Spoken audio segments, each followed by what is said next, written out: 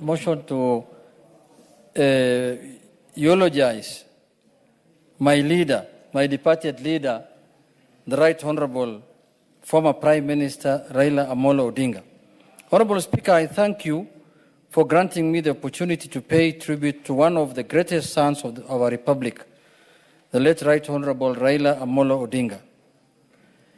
At the outset, Mr. Speaker, allow me to acknowledge the President of the Republic of Kenya, His Excellency William Samoei Ruto, the Deputy President, the Speaker of the National Assembly, Honorable Wetangula, and members of both houses, Mr. Speaker, and indeed the entire nation who joined us as a party in mourning and celebrating a man whose life defined courage, sacrifice, and patriotism. Honorable Speaker, Kenya continues to stand united in grief.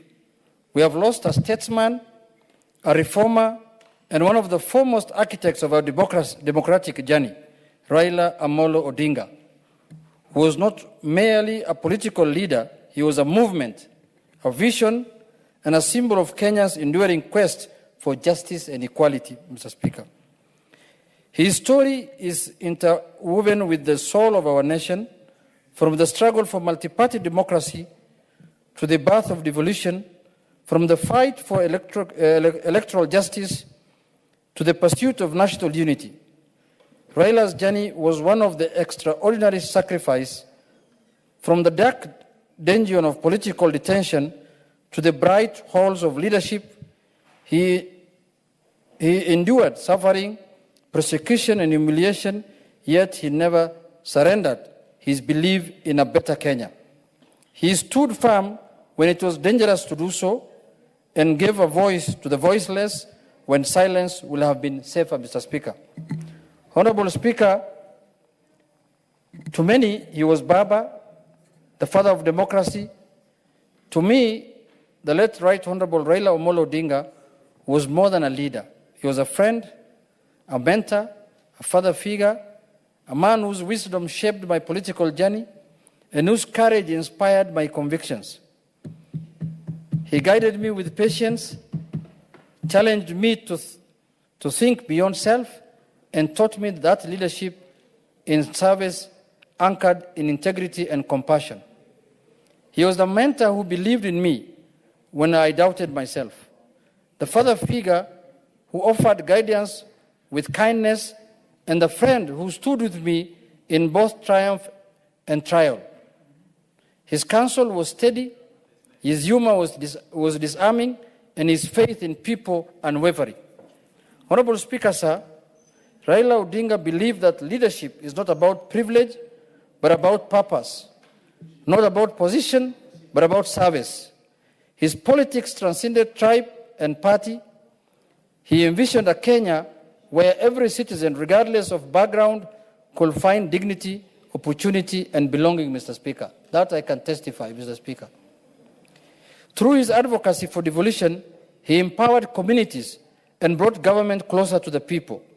Through his lifelong commitment to dialogue, epitomized by the famous handshake and currently the broad-based government arrangement, he reminded us that peace is not the absence of conflict, but the presence of justice and reconciliation.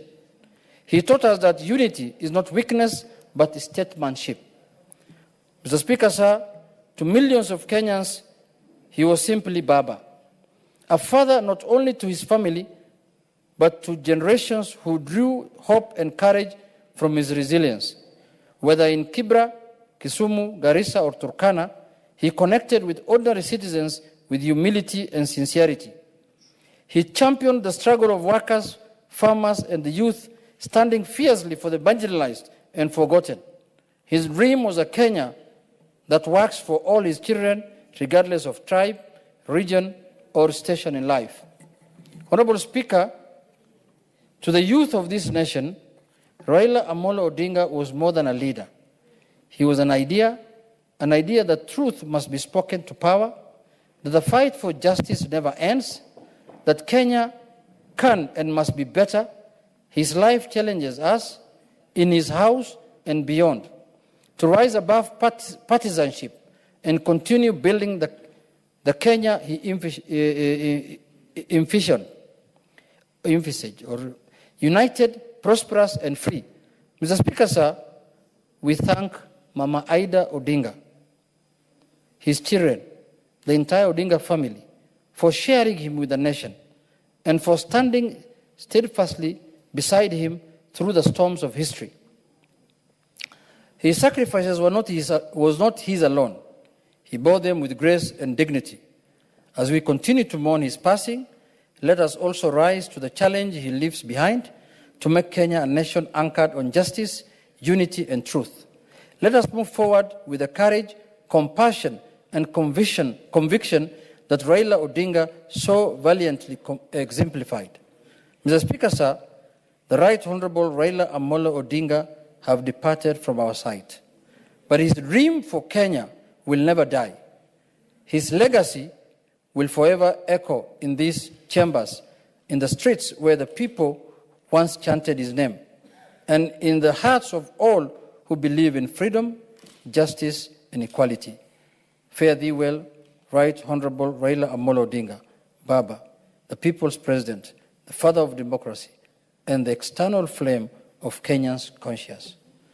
Mr. Speaker, I conclude by saying that, Mr. Speaker, we have lost a leader, a friend, who was also your friend. Mr. Speaker, you have worked with Raila. I can testify that. You were with him many, many years in politics, but you have partnered majorly in the elections of 2013. You have partnered with him in the election of 2017, Mr. Speaker, and I know you are very close to him also. I used to find... We always watched Arsenal together. I'm coming to that, Mr. Speaker. Yes. I have joined you people many times in restaurants in Karen and some other places, watching together the Arsenal, team playing, Mr. Speaker. So, Mr. Speaker, this was a very friendly man. This was a man who did not address people because they are from this community or that community. He used to keep everyone close because he's a Kenyan. Mr. Speaker, I don't want to speak about my journey with him. You know, Mr. Speaker, where I came from, and you know when I visited you in Malakisi, how I was looking like and how I look like today, Mr. Speaker. If you put those photos next to each other, you know.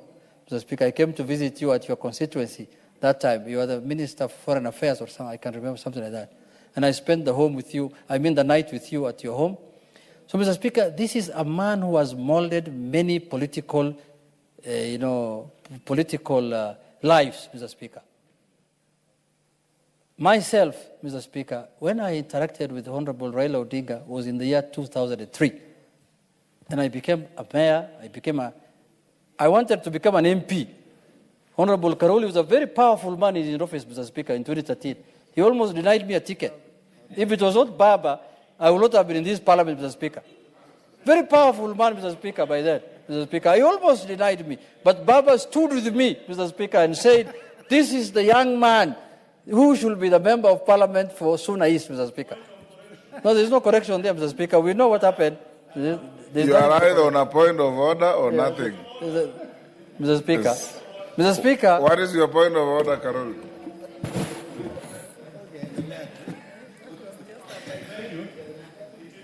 Honorable Speaker, it is true I was very powerful, but I was very passionate about my work. The information the Honorable Member is sharing is inaccurate.